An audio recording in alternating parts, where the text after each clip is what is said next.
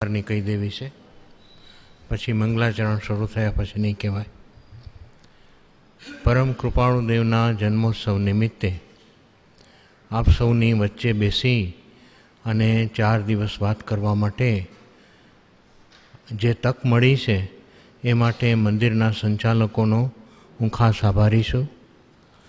તેમજ આ 4 દિવસ દરમિયાન મારી અણસમજણથી કે અલ્પ સમજણથી કે નાદાનિયતથી આપ લોકોમાંથી કોઈનું પણ દિલ દુભાયું હોય તો એના માટે મિચ્છામી દુક્કડમ. તેમજ જ્ઞાની પુરુષની આજ્ઞાથી વિરુદ્ધ કે વધારે કે ઓછું કંઈ પણ બોલાયું હોય તો તેના માટે પણ ક્ષમા માગું છું. મહાદેવ્યાઃ કુક્ષિરત્નમ શબ્દજીતવરાત્મજમ રાજચંદ્રમ અહં વંદે તત્વલોચનદાયકમ પ્રભુ તત્વલોચનદાયકમ. હરે વાલા રાજચંદ્ર ગુરુ જ્ઞાનીમાં મન જાય જો ત્રિભુવન જનનું શ્રેય ઉરે જે ધાર તારે લોલ. હારે તેને ચરણે નમતા કળીમળ પાપ કપાય જો શરણાગતના કારજ સઘળા તાર તારે લોલ. પરમાત્મા સ્વરૂપ થયા છે એવા પરમ કૃપાળુદેવ વિરચિત મોક્ષભાણામાંથી શિક્ષા પાઠ 15 ભક્તિનો ઉપદેશ એ ગઈકાલે આપણે શરૂ કર્યું. એક કડી રહી ગઈ, તે આપણે આજે પૂરી કરવી છે. કૃપાળુદેવ કહે છે કે શુભ શીતળતામાં છાંય રહી. શીતળ એવી છાંય ભગવાનની વાણીમાં રહી છે. ભગવાનની વાણી સાંભળતા કે વાંચતા એ મનમાં શીતળતા થઈ જાય છે, બધા કષાયો શાંત થઈ જાય છે, બધા સંકલ્પ વિકલ્પો બેસી જાય છે અને સર્વ પ્રશ્નોનું સમાધાન થઈ જાય છે. એ લૌકિક પ્રશ્નો હોય કે અલૌકિક પ્રશ્નો હોય એ સર્વે રીતે સમાધાનપૂર્વક જીવને મળી જાય છે. કે શુભ શીતળતામાં છાંય રહી મનવાંછિત જ્યાં ફળ પંક્તિ કહી. અને ઉપરાંતમાં તમે જે ઈચ્છો તે તમને મળી જાય છે. જીન ભક્તિ ગ્રહો તરુકલ્પ અહો. જીનની ભક્તિ એ કલ્પવૃક્ષ સમાન છે. કલ્પવૃક્ષની નીચે બેસી અને જે ઈચ્છા કરો તે મળે છે, એમ જીન ભક્તિમાં જે ઈચ્છા કરો તે મળે છે. અને ઈચ્છા તો એક જ વસ્તુની હોય છે, માત્ર મોક્ષ અભિલાષ. મારે માત્ર મોક્ષ જોઈએ છીએ, મારે છૂટવું છે, મારે બંધાવવું નથી, મારે સંસારમાં ફરી ફરી ફમવું નથી, ફરી માતા પિતા અને ફરી પુત્ર પુત્રીનો સંસાર કરવો નથી. આવી મુમુક્ષુની ઈચ્છા છે એ જીન ભક્તિમાં પૂરી થાય છે. શ્રી જીન પરમાત્મા છૂટી ગયા છે, સંસારથી નીકળી ગયા છે અને એ જ સંસારમાંથી નીકળવાનો રસ્તો બતાવી શકે તેમ છે. એટલે કૃપાળુદેવ કહે છે કે ભજીને ભગવંત ભવંત લહો. આ ભગવાનને ભજો, ભજીને પણ ભજવું જોઈએ. ભજ ધાતુ ઉપરથી ભજવું આવ્યું એટલે પાસે જવું, એના જેવા થઈ જવું, એના રૂપ થઈ જવું, એ સાચી ભક્તિ કહેવાય. ભક્તિ એટલે મોટે મોટેથી બોલવું તે નહીં. એકવાર અગાસમાં બહુ મોટે મોટેથી ભક્તિ થઈ, ઉછળી ઉછળીને લોકોએ ગાયું અને પછી હોંશે હોંશે પ્રભુશ્રીજીને કહેવા ગયા કે આજે તો બહુ મોટી ભક્તિ કરી. કેવી ભક્તિ? તો કે ઠેઠ સંદેસરમાં સંભળાય એવી ભક્તિ કરી. સંદેસર નામનું ગામ અગાસથી થોડા કિલોમીટર દૂર છે, તો કે ત્યાં સંભળાય ત્યાં એવી ભક્તિ કરી. બધાને એમ કે પ્રભુશ્રીજી પીઠ થાબડશે, પ્રભુશ્રીજી શાબાશી આપશે. તો પ્રભુશ્રીજી કહે છે કે આજે તમે સાંઢ ભક્તિ કરી. સાંઢ જેમ બરાડા પાડે એમ બરાડા પાડ્યા. ભક્તિ એટલે કંઈ મોટે મોટેથી બોલવું એ ભક્તિ નથી, પણ અંતરથી એના જેવા થઈ જવું, એના જેવા જ થઈ જવું, એનું નામ ભક્તિ છે. ભક્ત અને ભગવાન વચ્ચે ભેદ ન રહે. ભક્ત છે એને ભગવાન એ બંનેનું એક સ્વરૂપ થઈ જાય, એ સાચી ભક્તિ કહેવાય, પરાભક્તિ કહેવાય. તો ભજીને ભગવંત ભવંત લહો. હનુમાનજીની વાત મેં પહેલાં કરી છે, ફરી કરું કે હનુમાનજીને રામ બહુ પ્રિય હતા, રામના અનન્ય સેવક કહેવાય.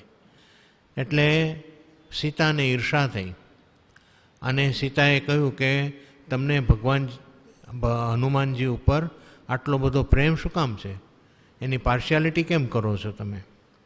એટલે શ્રી રામે હનુમાનજીને કહ્યું કે અમે ક્યાં છીએ? તો હનુમાનજીએ એમની છાતી ફાડી અને બતાવ્યું કે છાતીમાં હૃદયમાં પણ રામ વસેલા છે. પછી શ્રી રામ હનુમાનજીને પૂછે છે કે હનુમાનજી તમે કોણ છો? હનુમાન તમે કોણ છો? એટલે હનુમાનજીએ રામને કહ્યું કે ભગવાન દ્રવ્ય દૃષ્ટિથી હું તમારો સેવક છું, દ્રવ્ય દૃષ્ટિથી તમે માલિક છો અને હું તમારો સેવક છું. જો દેહ દૃષ્ટિથી જોઈએ તો હું હનુમાન છું અને તમે રામ છો, પણ પરમાર્થ દૃષ્ટિથી જોઈએ તો તુજ મુજે એકતા, જે તમે છો તે જ હું છું, જે તમારામાં પરિણામ છે એ જ મારામાં પરિણામ છે. જે ભક્ત છે અને ભગવાન છે વચ્ચે કોઈ ડિફરન્સ નથી. તો એ સાચી ભક્તિ છે, એ પરાભક્તિની પરાકાષ્ઠા છે. તો એવી ભક્તિ થાય તો ભજીને ભગવંત ભવંત લહો. પછી ભવ રહેતો નથી. શું કામ? કેમ કે જેની ભક્તિ કરે છે તેના જેવો થાય છે. એટલે જો જીન જેવો થાય તો એને ભવ રહેતો નથી, એ ભવ પાર થઈ જાય છે. ભજીને ભગવંત ભવંત લહો. નિજ આત્મ સ્વરૂપ મુદા પ્રગટે, મન તાપ ઉતાપ તમામ મટે. મુદા એટલે આનંદ. તો કે આત્મ સ્વરૂપનો આનંદ એવો પ્રગટશે કે મન નિર્વિકલ્પ થઈ જશે. મન તાપ ઉતાપ તમામ મટે. તાપ અને ઉતાપ એટલે વિશેષપણે તાપ, એ બંને બધા મટી જશે. મનમાં કોઈ સંકલ્પ વિકલ્પ નહીં રહે અને મનમાં કોઈ આતાપ નહીં રહે અને કોઈ જાતનો ઉદ્વેગ નહીં રહે જો ભગવાનની ભક્તિ કરશો તો. અતિ નિર્જરતા વણદામ ગ્રહો, ભજીને ભગવંત ભવંત લહો. કોઈ દાન દેવું નહીં પડે, કોઈ પૈસા નહીં પડે, કોઈ જાતની આમાં તકલીફ નહીં પડે, મફત છે. ગમે તે કરી શકે, ગમે ત્યારે કરી શકે. તો એવી ભક્તિ કરો તો અતિ નિર્જરતા થાય, અત્યંત નિર્જરા થાય એવો આ માર્ગ છે, ભક્તિનો માર્ગ. કૃપાળુદેવ કહે છે કે ભક્તિ કરવી એ શ્રેષ્ઠ છે. જે પુરુષ ભવ પાર કરી ગયા છે એમની ભક્તિ કરવી કે જેથી આપણો પણ છેડા છૂટકો થાય. ગાંધીજીએ પૂછ્યું કૃપાળુદેવને કે ભક્તિથી મોક્ષ થાય? તો ગાંધીજીને કહે છે કે હા, ભક્તિથી જ્ઞાન થાય. ભક્તિ જ્ઞાનનો હેતુ છે અને જ્ઞાન મોક્ષનો હેતુ છે. ભક્તિથી જ્ઞાન થાય છે, ભક્તિથી દિલ નરમ પડે છે, ભક્તિથી એમાં જ્ઞાની પુરુષના વચન અવધારવાની શક્તિ આવે છે. અને દિલ નરમ પાડવાની બહુ જરૂર છે. આપણે દિલને અક્કડ કરીને બેઠા છીએ, હું કોણ એમ કરીને બેઠા છીએ. એ હું કોણનું અભિમાન નીકળી જાય. જ્યારે ભક્તિની શરૂઆત થાય અને બોલીએ કે હે પ્રભુ શું કહું દીનાનાથ દયાળ, ત્યારે સમજણ પડે કે હું કોઈ નથી, હું કોઈ નથી, કાંઈ નથી, મારું અસ્તિત્વ કાંઈ નથી આપની પાસે, તો હું બિંદુ સમાન પણ નથી. આપ સાગર સમાન છો, હું બિંદુ સમાન પણ નથી, એવું પોતાને ભાન થાય. એક શિક્ષકની પાસે કોઈ વિદ્યાર્થી ઊભો હોય, લેસન કર્યા વગર આવ્યો હોય, તો શિક્ષક એને ઊભો કરે કે ઊભો થા અને શિક્ષકને રિક્વેસ્ટ કરે. એવી રીતે ભગવાન પાસે નતમસ્તકે બોલવાનું છે કે હે પ્રભુ શું કહું દીનાનાથ દયાળ. દીનાનાથ દયાળ કેમ છે? જે પુરુષ એમ લખે છે કે સર્વજીવ છે સિદ્ધસમ, જે સમજે તે થાય, એ જ પુરુષ લખે છે કે હું દીનાનાથ દયાળ, હું તો દોષ અનંતનો ભાજન છું કરુણાળ. એક દોષ હોય તો હું કહું મારામાં તો અનંત દોષ રહ્યા છે. અને કૃપાળુદેવની ચમત્કૃતિ કેવી છે કે એનો જવાબ આપતા જાય છે. અનંત દોષ શું કામ રહ્યા છે? તો કે શુદ્ધ ભાવ મુજમાં નથી, મારામાં શુદ્ધ ભાવ નથી. એ એક દોષ અનંત દોષનું કારણ છે. શુદ્ધ ભાવ મુજમાં નથી, નથી સર્વ તુજ રૂપ, નથી લઘુતા કે દીનતા. લઘુતા આવી નથી, દીનતા આવી નથી. શું કહું પરમ સ્વરૂપ? લઘુતા કે દીનતા આવે એ છેલ્લાથી પહેલી કડીમાં કહ્યું છે કે આખા જગતમાં અધમા અધમ અધિકોપતિત, સકલ જગતમાં હું, એવું થાય ત્યારે સાચો ભક્ત કહેવાય. હું કંઈક છું એ વાત દિલમાંથી નીકળી જવી જોઈએ. બ્રહ્મચારીજી લખે છે, ઘણા કોઈકને એમ થાય કે આ બધા મને સાંભળવા આવે છે. બ્રહ્મચારીજી લખે છે કે મારાથી કોઈને ધર્મ પમાડી શકાય એવો સ્વપ્ને પણ વિચાર કરવો નહીં. બધા આવે છે, શા માટે આવે છે? કોઈ નિરંજનભાઈને સાંભળવા આવતું નથી. સૌ કોઈ જ્ઞાની પુરુષના વચન સાંભળવા આવે છે. અને કોઈનું પણ કલ્યાણ થશે તો એ જ્ઞાની પુરુષના વચનથી થશે. બોલનાર તો ફક્ત ટપાલી છે. બોલનારે તો ખાલી ટપાલ આપી દેવાની છે. એણે બીજું કોઈ કામ કરવાનું નથી, એની બીજી કોઈ મહત્તા નથી. એને પગાર લેવાનો છે સાહેબ પાસેથી, મોટા સાહેબ પાસેથી લેવાનો છે. અમને પગાર મળે છે પુણ્યરૂપી, એ મોટા સાહેબ આપે છે. પણ જીવનું કલ્યાણ થવાનું હોય તો એ તો જ્ઞાની પુરુષના વચનથી થાય છે, બીજા કોઈથી થતું નથી. જીવને અભિમાન આવે કે મેં આટલા લોકોને રસ્તો બતાવ્યો, આટલા લોકો માને છે, એને મેં માનતા કર્યા, તો એ વાત બિલકુલ ગલત છે. જ્ઞાની પુરુષના વચનથી જે કોઈ માને છે તે માને છે. આપણા વચનમાં કોઈ તાકાત જ નથી. એ તો જ્ઞાની પુરુષથી આપણે શોભીએ છીએ, જ્ઞાની પુરુષથી આપણી શોભા છે. એટલે કહે છે કે નથી લઘુતા કે દીનતા, શું કહું પરમ સ્વરૂપ. લઘુતા કે દીનતા કેમ નથી આવી? તો કે નથી આજ્ઞા ગુરુદેવની અચળ કરી ઉર્માહી. ભગવાન તમારી આજ્ઞા મનમાં અચળ કરી નથી રાખી. મને ઠીક લાગે ત્યારે આજ્ઞા પાડું છું ને ઠીક લાગે ત્યારે આજ્ઞા નથી પાડતો.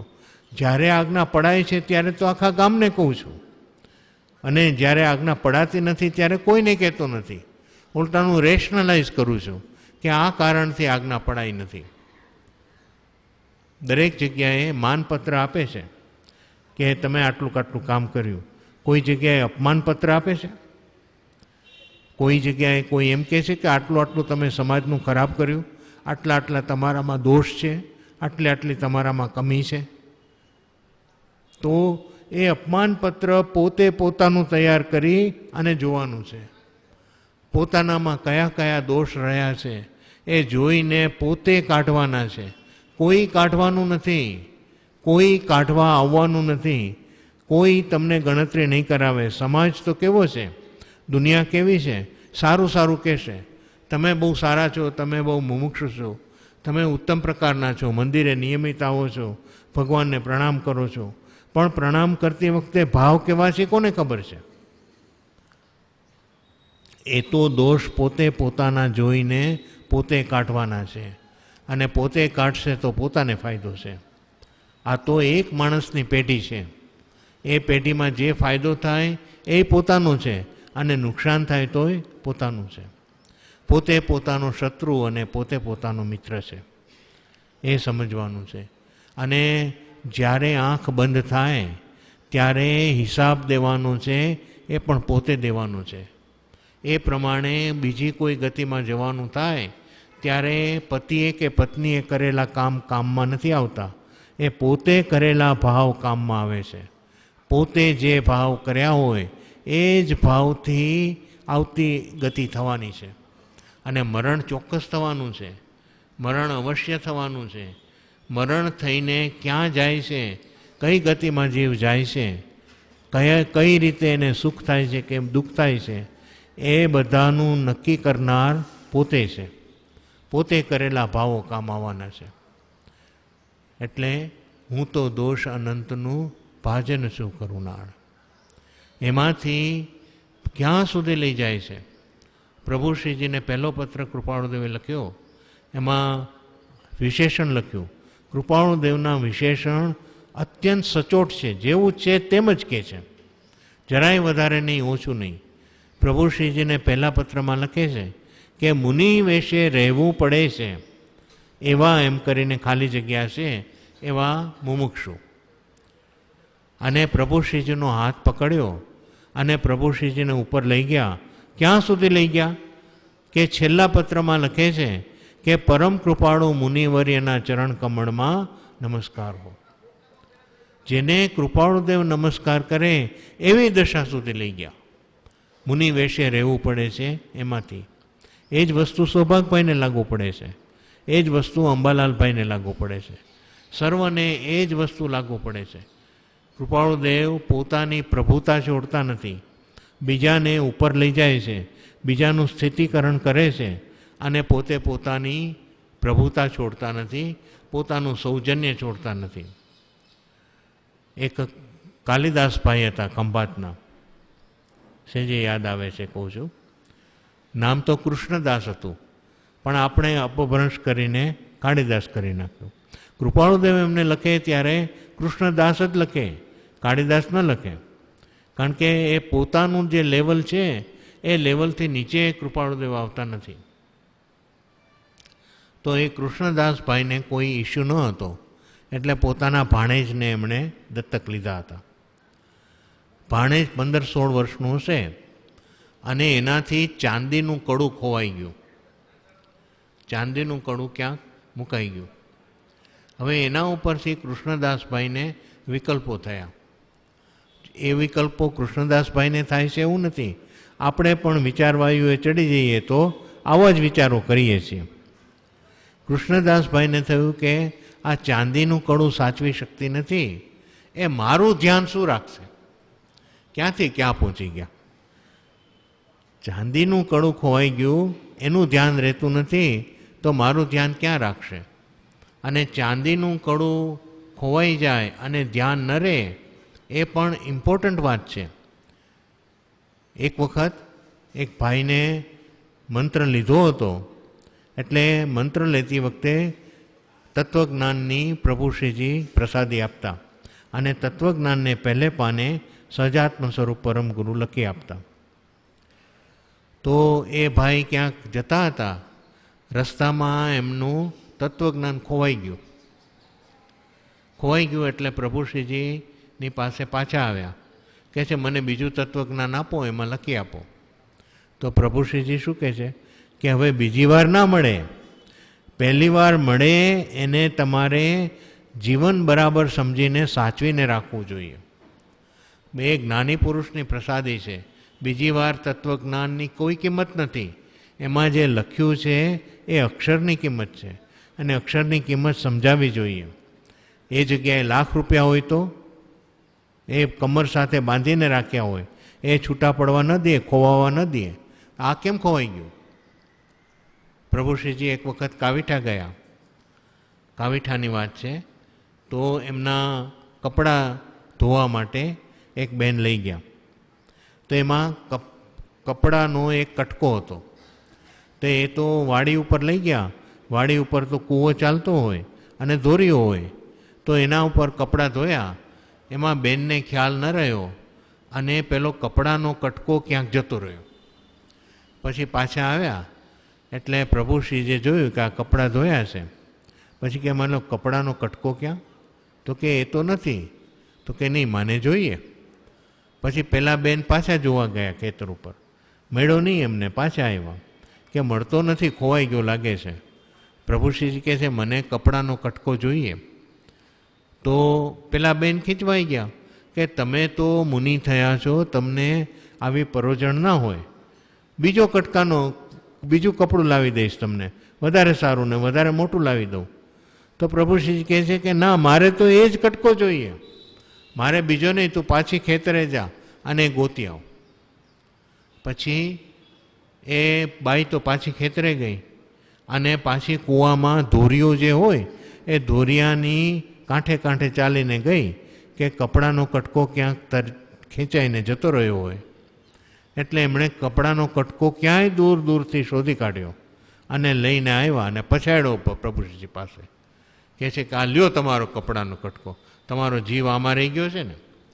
એટલે પ્રભુશ્રીજી કહે છે કે અમને કપડાના કટકાવની મોહ ન હોય, અમારે તને બતાવવું હતું કે જેવી રીતે આ કપડાનો કટકો છે એવી રીતે આત્માની સંભાળ લેવી જોઈએ. એવી રીતે જેવી રીતે કપડાનો કટકો સાચવીને રાખવાનું કહ્યું એવી રીતે આત્માને સાચવણ જોઈએ, આત્માની સાચવણ જોઈએ. એ બતાવવા માટે, એ તારા મનમાં ઉતરી જાય એટલા માટે અમે મંગાવ્યો છે.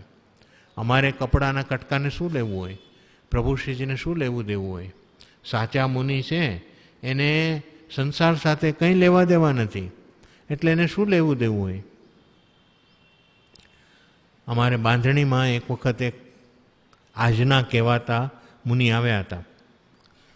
પછી થોડીક વાર થઈ એટલે ત્યારે અમારા મેનેજિંગ ટ્રસ્ટી અત્યારે પણ ચરોતરના પટેલ છે, અને ચરોતરના પટેલ એટલે તો એક કાને બે કટકા, સરદાર વલ્લભભાઈ પટેલ જેવા.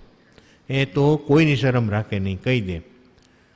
તો પહેલાં મહારાજ આવ્યા એટલે મહારાજ થોડીક વાર થઈ એટલે કે પોસ્ટકાર્ડ આપો ને, પોસ્ટકાર્ડને પેન, મારે પોસ્ટકાર્ડ લખવા છે. તો પેલા ભાઈ કહે કે પણ તમે તો મુનિ છો, તમે સંસાર છોડી દીધો, તમારે કોને લખવા છે? એ તો ચોખ્ખે ચોખ્ખું કહી દે મોઢા ઉપર, તમારે કોને પોસ્ટકાર્ડ લખવા છે? એ તો તમે વાત જ જવા દો, તમે મુનિ છો, સંસાર છોડી દીધો છે. પછી વળી થોડીક વાત થઈ એટલે એ મહારાજ સાહેબે પાછા બોલાવ્યા પેલા ભાઈને. એ કે છાપું આપો ને, છાપું વાંચવું છે.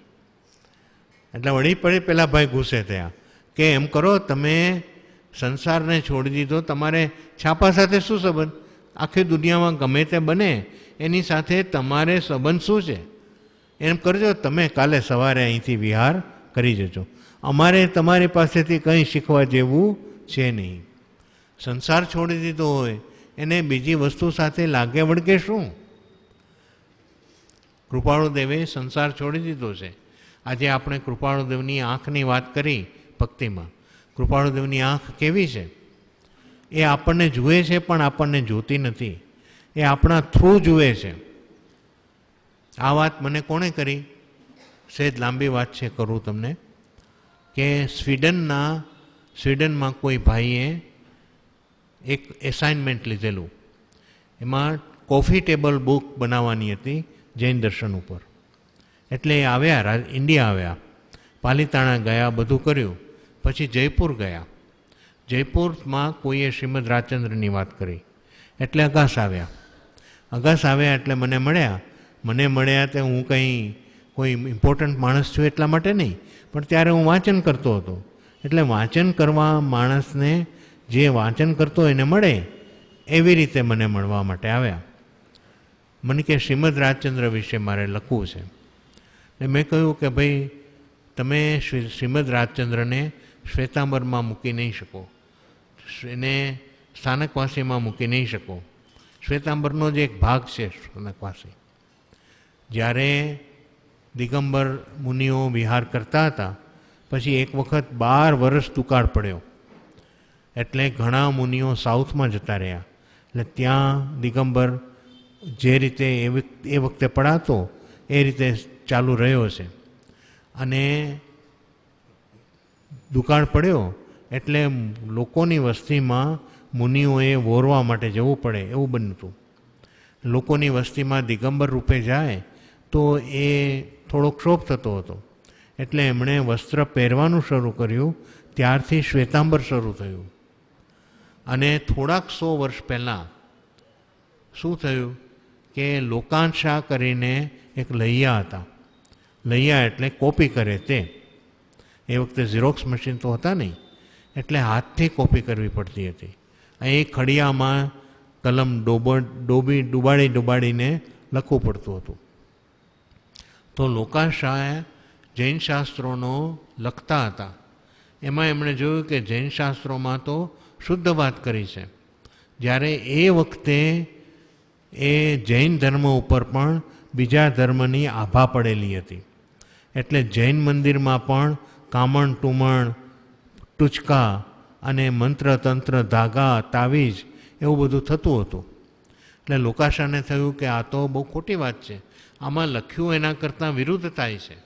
અને ખરેખર જૈનમાં કોઈ કામણ ટુમણને સ્થાન નથી. જૈનમાં માત્ર આત્મકલ્યાણ અને આત્મશુદ્ધતા એને જ સ્થાન છે, બીજું કોઈ વસ્તુ હોતી નથી. લૌકિક કોઈ વસ્તુનો પ્રવેશ જૈનમાં નથી. એટલે લોકાશાને થયું કે આ તો ખોટું થાય છે, આમાં જે લખું હું વાંચું છું એનાથી વિરુદ્ધ બધી વસ્તુઓ થાય છે. એટલે એમણે એક સભા ભરી અને કહ્યું કે આ બધું કરવા જેવું નથી. અને એમાંથી શ્વેતાંબર અમૂર્તિ પૂજક એટલે સ્થાનકવાસી, શ્વેતાંબર મૂર્તિ પૂજક એટલે દેરાવાસી, એનો જન્મ થયો. એટલે આવી રીતે સ્થાનકવાસીનો જન્મ થયો છે. તો મને કે શ્રીમદ રાજચંદ્રનું સ્થાન ક્યાં મૂકીએ? બિકોઝ સ્થાનકવાસીમાં એમને મૂકી શકાય એમ નથી, દેરાવાસીમાં પણ મૂકી શકાય એમ નથી, દિગંબરમાં પણ મૂકી શકાય એમ નથી. શ્રીમદ રાજચંદ્રજીની કોઈ જુદી જ વાત છે, એની જૈનથી જુદી વાત નથી, અને છતાં બીજા બધા ફિરકા કરતાં જુદી વાત છે, સહજની વાત છે. એમના શ્રી કૃપાળુદેવમાં આત્માના ઉત્થાનની વાત છે, બીજી કોઈ ક્રિયાની વાત નથી. અને હકીકત છે કે આત્માની કોઈ પણ ક્રિયા આત્માની બહાર થતી નથી, અને આત્માની કોઈ પણ ક્રિયા બીજાના આત્માની ક્રિયા કરી શકતા નથી. આપણે નથી કોઈને બચાવી શકતા, બચાવવાની વાત તો જુદી રહી, કોઈ જીવનો ભાવ પણ બદલાવી શકતા નથી. જેને જે ભાવ કરવો હોય તે કરે છે. એટલે તો કહે છે કે જૈન દર્શન છે એ આદેશાત્મક નથી, ઉપદેશાત્મક છે. એ જૈન દર્શનમાં એમ કહેતા નથી ભગવાન કે તમે આમ કરો, તમે આમ કરો, તમે આમ કરો. તમે તો જે કરવાના છો એ જ કરવાના છો, તમને જે ઠીક પડે તે કરવાના છો. જૈન દર્શન એમ કહે છે કે જો તમે આમ કરશો તો એનું ફળ આ છે, આમ કરશો તો એનું ફળ આ છે. It is up to you કે તમારે શું કરવું એ તમારે નક્કી કરવાનું છે. તમારે મોક્ષ જોઈએ છીએ તો આ રસ્તો છે, તમારે સંસારમાં રહેવું છે તો આ રસ્તો છે. આમ કરશો તો સંસાર થશે, આમ કરશો તો નીકળી જશો. એમ જૈન દર્શન આદેશાત્મક નથી, ઉપદેશાત્મક છે. એટલે જૈન દર્શનમાં બીજું આવી રીતનું કહેવાતું નથી. એટલે કૃપાળુદેવનો માર્ગ આખો જુદો જ છે. એમણે સહજની વાત કરી છે કે આત્માના જે પરિણામ છે તે જ કરવા. કૃપાળુદેવે જોયું કે આ કાળના જીવો એમને એક તો આયુષ્ય ઓછા છે, એમાં પણ ઉપાધિ વધારે છે. છેલ્લા કોઈક વર્ષો માથા ઉપર ધોળા આવી જાય પછી કદાચ થોડોક ટાઈમ કાઢી અને આવે, અને એમાંય ઉપાધિ તો સાથે જ હોય. ઘણી વખત અમારે બાંધણીમાં આવે, શું કે 5 વર્ષે બાંધણી આવવાનું નામ લે કે અમારે બાંધણી આવવું છે, પછી શું કે સવારથી સાંજ તો રહેવું જ છે. હવે એમાં કઈ અમારા ઉપર ઉપકાર થઈ ગયો, અને સવારથી સાંજ રહ્યો એમાં તમે તમારા આત્માનું શું કલ્યાણ કર્યું?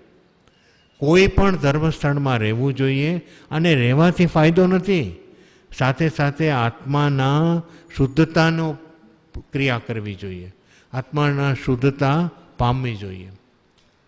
એટલે કૃપાળુદેવનો માર્ગ સહજનો છે. તારી ઉપરથી નીચે પગ મૂકીએ છીએ કે પાપની ક્રિયા શરૂ થઈ જાય છે. જોતા ઝેર છે. ઝેર કોને કહે છે? કે જ્યાં જ્યાં જીવ જુએ છે ત્યાં રાગ દ્વેષ સહિત જુએ છે, એટલે ઝેર સમાન છે, અને માથે મરણ રહ્યું છે. એ આજે પાછો પથારી ભેગો થશે કે નહીં થાય એ નક્કી નથી. પવન તણો વિશ્વાસ કિસ કારણ તે દ્રઢ કિયો, इसकी ऐसी રીત આવે કે આવે નહીં. શ્વાસોશ્વાસ છે, પવન એટલે શ્વાસોશ્વાસ, એનો વિશ્વાસ તો શું કરે છે? એની તો રીત જ એવી છે કે શ્વાસોશ્વાસ આ દિવસ પૂરો થાય ત્યારે ચાલુ હોય કે ન પણ હોય. દિવસ પહેલાં કદાચ આપણને લઈ પણ ગયા હોય એવું પણ બને. કોઈના આયુષ્યનો ભરોસો નથી. એટલે કૃપાળુદેવ જે પરદેશથી આવેલો માણસ, જેને કૃપાળુદેવની આગળ પાછળ ખબર નથી, જેને રાગદ્વેષ ખબર નથી, જેને વિતરાગપણું ખબર નથી, એ પણ એટલું કહી જાય છે કે કૃપાળુદેવ ક્યાંય જોતા નથી. રાગદ્વેષ એને બોલતા નથી આવડતું, એને એની લેંગ્વેજમાં એવો શબ્દ નથી એટલે કહી શકતો નથી, પણ રાગદ્વેષ રહિત જગતને જુએ છે. એટલે એવી દૃષ્ટિ આપણે પણ કેળવવાની છે. ત્યારે હે પ્રભુ સાચું કહેવાય.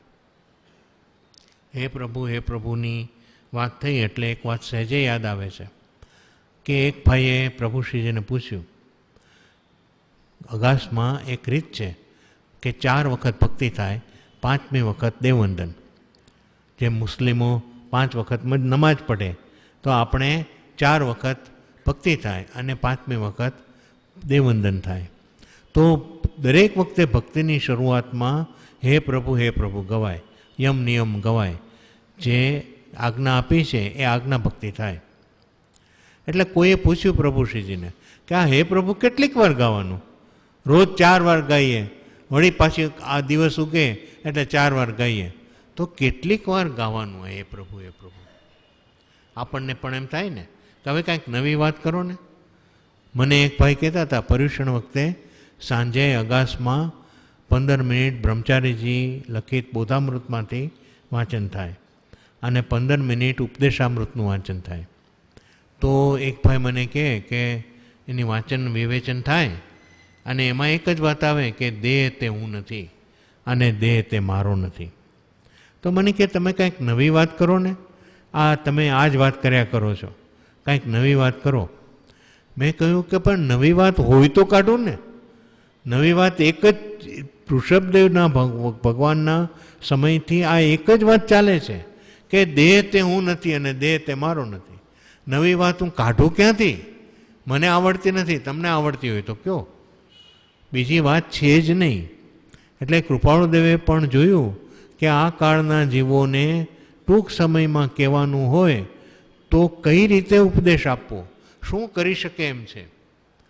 એટલે કૃપાળુદેવે એક વાત જોઈ કે એક વાત ઉપર કહી શકાય છે અને એ વાત આપણને કહી કે છૂટે દેહાધ્યાસ તો નહીં કરતા તું કર્મ, નહીં ભોગતા તું તેહનો, એ જ ધર્મનો મર્મ, એ જ ધર્મથી મોક્ષ છે. તું છો મોક્ષ સ્વરૂપ. એક જ વાત કૃપાળુદેવે શ્રી આત્મસિદ્ધિ શાસ્ત્રમાં 2 વાર કહી છે. એક જ વાત 2 વાર કહી છે. કઈ વાત? તો કે છૂટે દેહાધ્યાસ તો નહીં કરતા તું કર્મ. ભાસ્યો દેહાધ્યાસથી આત્મા દેહ સમાન, પણ તે બંને ભિન્ન છે, એ વાત 2 વખત કહી છે. અને એ વાત જ જોવાની છે. એ દેહાધ્યાસ છોડવાનો છે. હું દેહ છું અને દેહ તે મારો છે. ત્યાંથી આ સંસારની શરૂઆત થઈ છે અને એ ભાવની પૂર્ણાહુતિ કરીએ એટલે સંસાર ત્યાં પૂરો થાય છે. હું આત્મા છું એ ભાન થવું જોઈએ.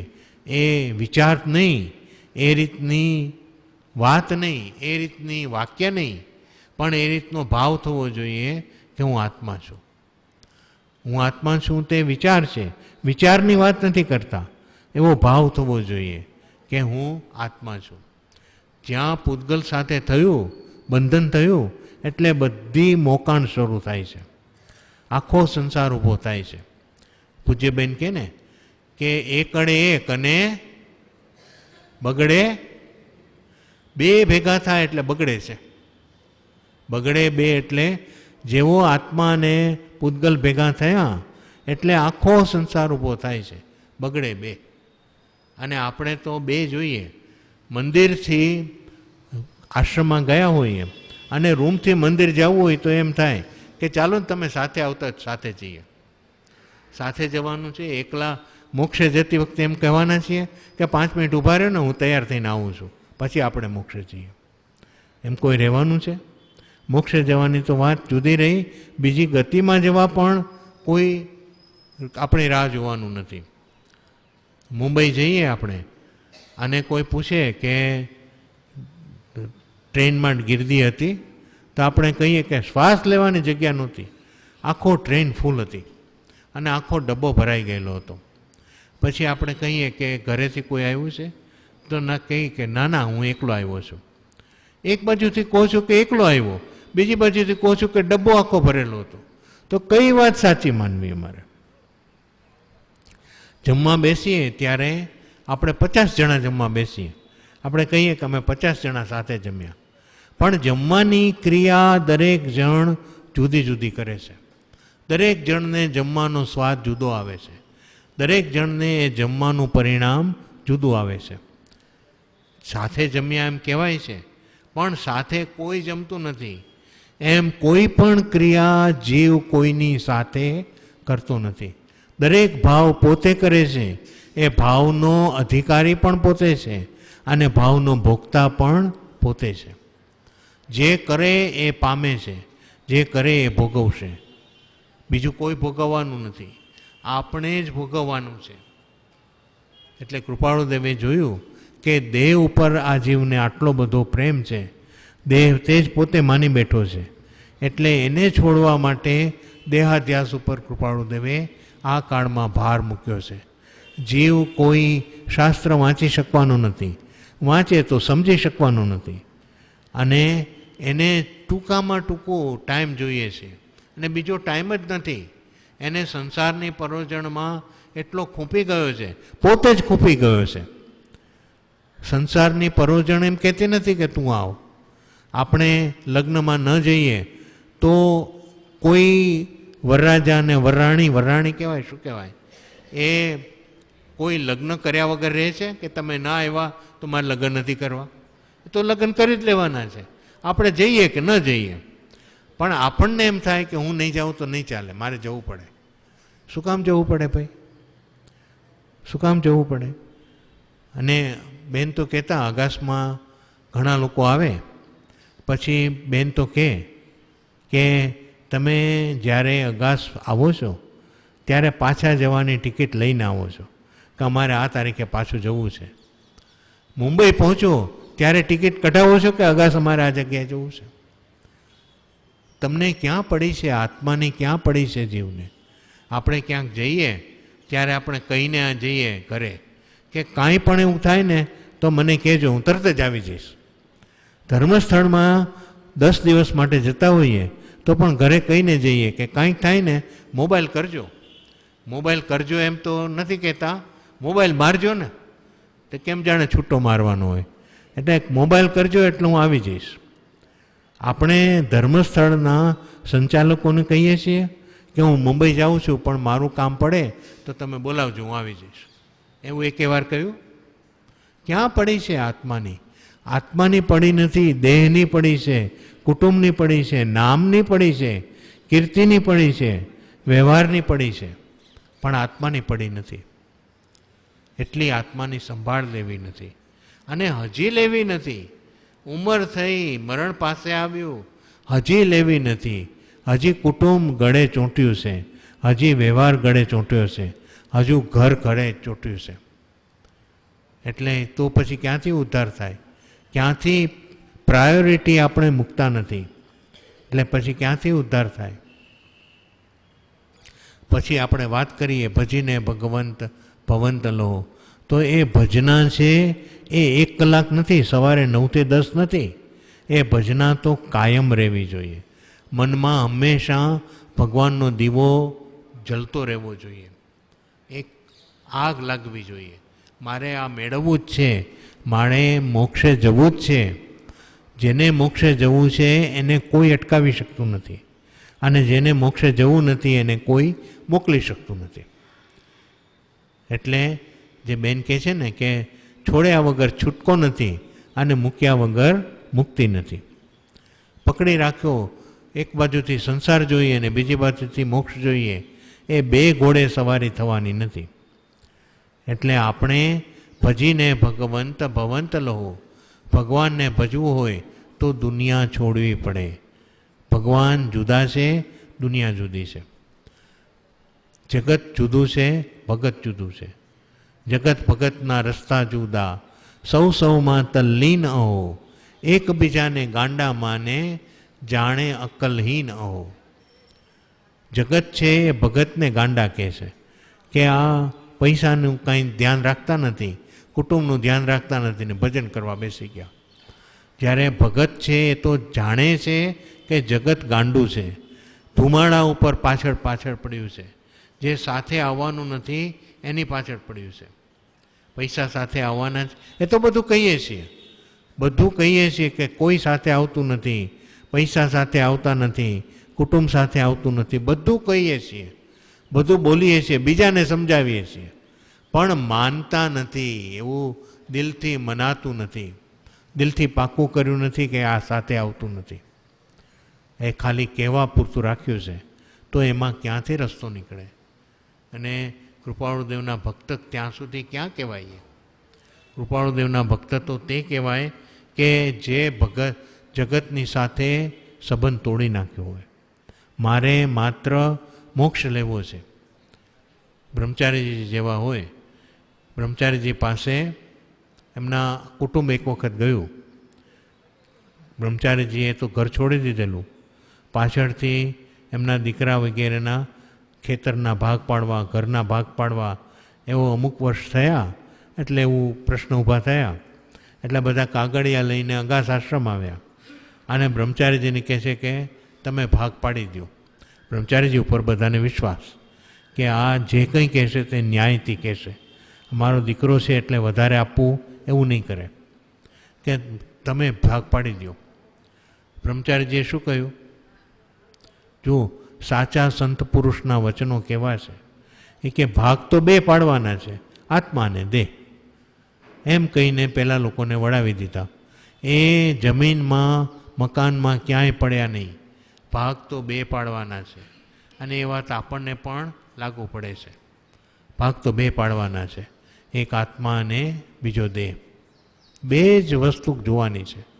આપણને કોઈ કહે કે તમારા ભગવાન એ અમારા ભગવાન કરતાં તો નીચા કહેવાય, અમારા ભગવાન શંકર ભગવાનનો કોઈ ભક્ત હોય તો એમ કે તમારા ભગવાન, અમારા ભગવાન પાસે તો ત્રિશૂળ છે, એનાથી ગમે તેનો વધ થઈ શકે. તો અમારા ભગવાન પાસે પણ ત્રિશૂળ છે, સમ્યક જ્ઞાન, સમ્યક દર્શન અને સમ્યક ચારિત્ર છે. શ્રી કૃષ્ણના ભક્ત એમ કે અમારા ભગવાન પાસે સુદર્શન છે, તો આપણે કહીએ કે અમારા ભગવાન પાસે પણ સુદર્શન છે, સમ્યક દર્શન છે. સુદર્શન ચક્ર છે, એ ચક્ર એવું કે જેના ઉપર છોડ્યું હોય એના બે ભાગ કર્યા સિવાય પાછું ન આવે. તો અમારા ભગવાન પાસે જે સુદર્શન છે એ પણ બે ભાગ કર્યા વગર પાછું આવતું નથી. દેહ અને આત્માના ભાગ કરી નાખે છે. એ કોઈનો વધ કરતું નથી, પણ ભાગ પાડી નાખે છે. એટલે આવી રીતે જુઓ તો અમારા ભગવાન છે એ પણ પૂરેપૂરા શક્તિશાળી છે. આવી રીતે જોવું જોઈએ. કૃપાળુદેવ કહે છે કે મહાવીર સ્વામી ભગવાન પાસે ગૌતમ સ્વામી ગયા. ગૌતમ સ્વામીના 500 શિષ્ય હતા, પણ ગૌતમ સ્વામી પોતાને મનમાં સંશય હતો કે આત્મા છે કે નહીં, આત્મા છે કે નહીં એવો મોટો સંશય. ગણધરવાદ કરીને એક આખો વાદ લખાયો છે કે બારે જે ગણધરો થયા એ ગણધરોને કંઈક ને કંઈક સંશય હતો અને ભગવાને એ સંશય કેવી રીતે દૂર કર્યો. તો ભગવાન એમ કહેતા નથી કે વેદ ખોટા છે, વેદ ખોટા છે એમ શ્રી મહાવીર કહેતા નથી ગૌતમને. ગૌતમને કહે છે કે વેદને આવી રીતે જોવા જોઈએ. વેદને સમજવા માટે મહાવીર સ્વામી ભગવાન ગૌતમ સ્વામીને સમ્યક નેત્ર આપે છે.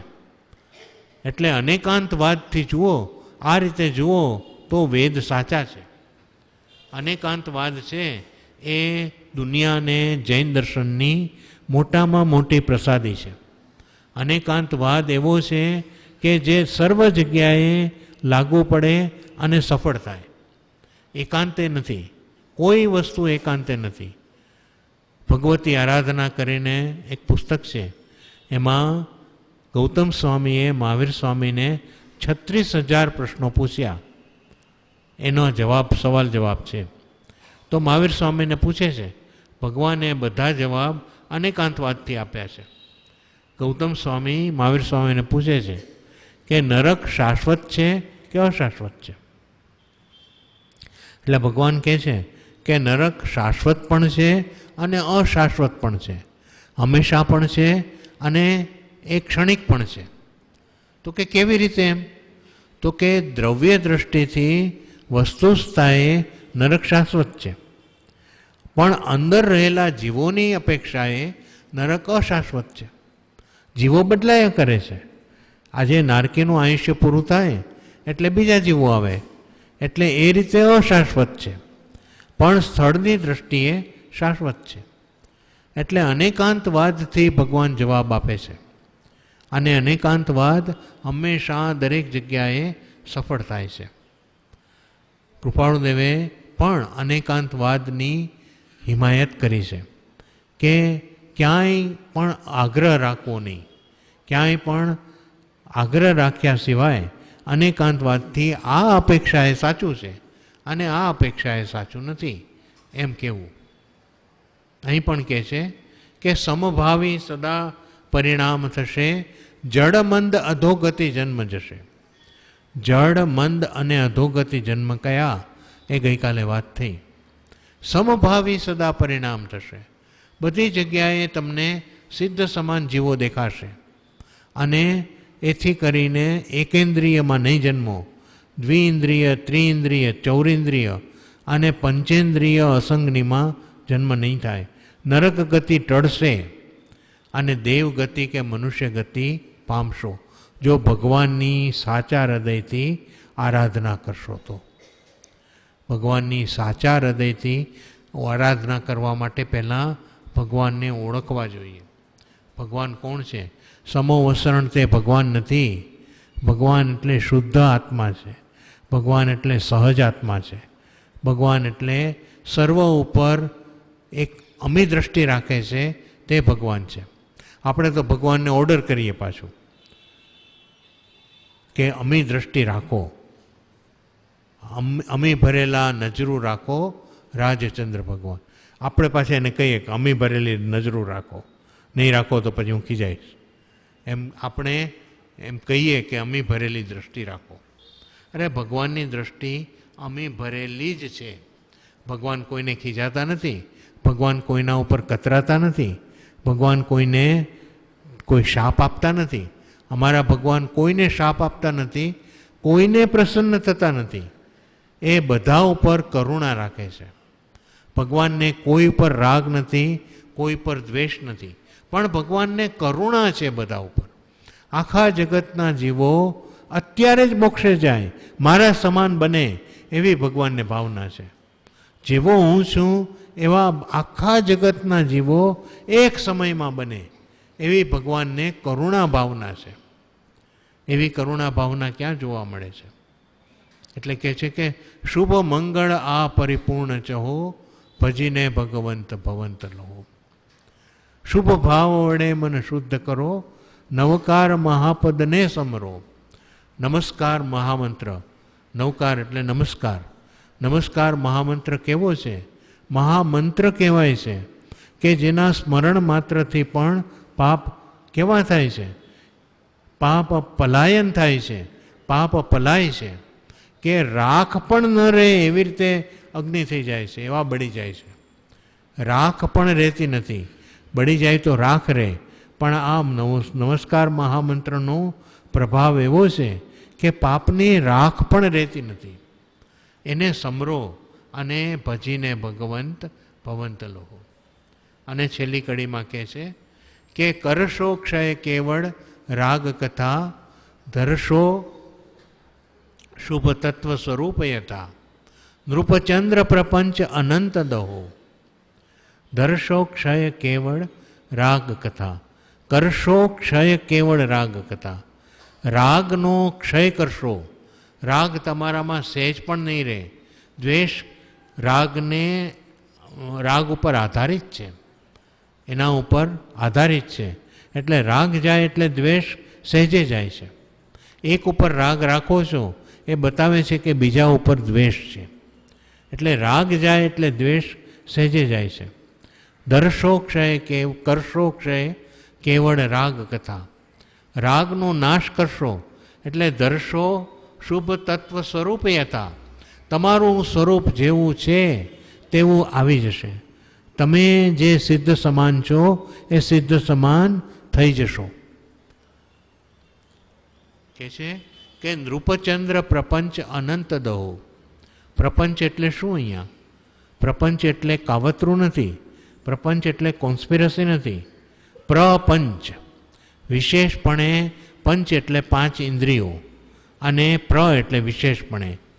વિશેષપણે જે 5 ઇન્દ્રિયોમાં તમે સપડાઈ ગયેલા છો, એની માયાજાળમાં ફસાઈ ગયેલા છો, જ્યારે ત્યારે તમે ઇન્દ્રિયોને સંતુષ્ટ રાખવા પ્રયત્ન કરો છો, એમાંથી નીકળી જાઓ. નૃપચંદ્ર પ્રપંચ અનંત દહો. એવા અનંત પ્રપંચ કરો છો. અત્યારે પંખા પાસે જીવ ભીખ માગે છે કે મને હવા આપે. એ ચાદર પાસે ભીખ માગે છે કે મને સુવાળપ આપે. એમ દરેકે દરેક જગ્યાએ, દરેકે દરેક સમયે જીવ ભીખ માગ્યા કરે છે કે મારી ઇન્દ્રિય સંતુષ્ટ રાખો. મને ભૂખ લાગી છે તો મને પેટમાં કંઈક નાખવું છે. ઇન્દ્રિયને એ સંતુષ્ટ રાખવા પ્રયત્ન કરે છે. તો કૃપાળુદેવ કહે છે કે નૃપચંદ્ર પ્રપંચ અનંત દહો, એને બાળી નાખો. ભજીને ભગવંત ભવંત લહો. ભગવાનની ભજના કરો, ભગવાનને ભજો, ભગવાનને પૂજો. આરતી દીવો જે ભગવાનની થાય છે એમાં પહેલું કહે છે કે પહેલી આરતી પૂજા કીજે, નરભાવ પામીને લાવો લીજે. ભગવાનની પૂજા કરવી એ કોઈ સદભાગીના ભાગ્યમાં હોય છે. ભગવાનની પૂજા ક્યારે થાય? ભગવાનની દર્શન ક્યારે થાય? ભગવાનને સેવન ક્યારે થાય? અને જે વસ્તુ ભગવાન કહીએ છીએ ત્યારે કૃપાળુદેવ આવે છે કે કૃપાળુદેવની સેવા પણ કેવી રીતે થાય? જેની પણ સેવા કરવાની તક મળે એણે તક ઝડપી જ લેવી જોઈએ.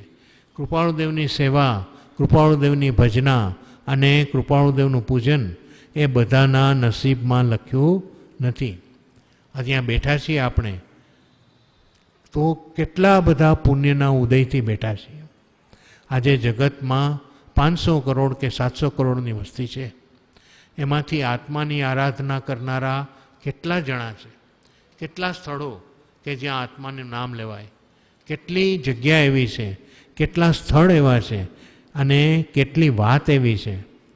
એવા પુરુષ કેટલા છે કે જેની સમક્ષ બેસીને આત્માની આરાધના થાય? એવા સદભાગ્ય આપણે છીએ. પુણ્યનો ઉદય છે તો અહીં સુધી અવાય છે. પુણ્યનો ઉદય છે તો આટલા પગથિયા ચડી ભગવાનના દર્શન થાય છે. એટલે ભજીને ભગવંત ભવંત લહો. જ્ઞાની તો દેવા જ બેઠા છે, પણ એ લેવાની શક્તિ હોવી જોઈએ. આપણામાં, આપણી જોડીમાં સમાવવું જોઈએ.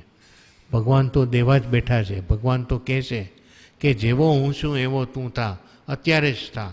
કાલ નથી કરવું મારે, કાલે હું થઈશ એમ નથી કહેતા, અત્યારે જ થા.